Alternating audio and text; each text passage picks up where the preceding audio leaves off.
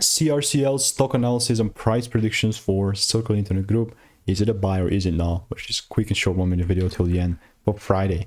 So here's the thing. It came down yesterday. It came down 10%. I was hoping, you know, it was sitting like right here. I saw the first break. I was hoping I see the second one to buy or like a lower time from double break. I never bought because no rules never got met. And then how things are currently looking like for me with CRCL is that we're entering a demand zone.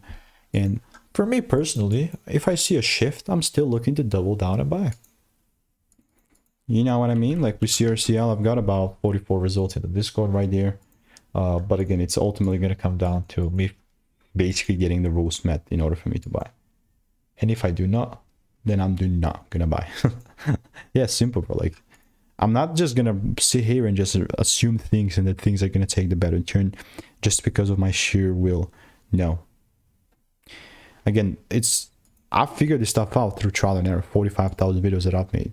Because I've been burned before. So if you want to stay tuned and get free sauce, free emails, insights, and all the good stuff, click the first link in the description. See you in the next one.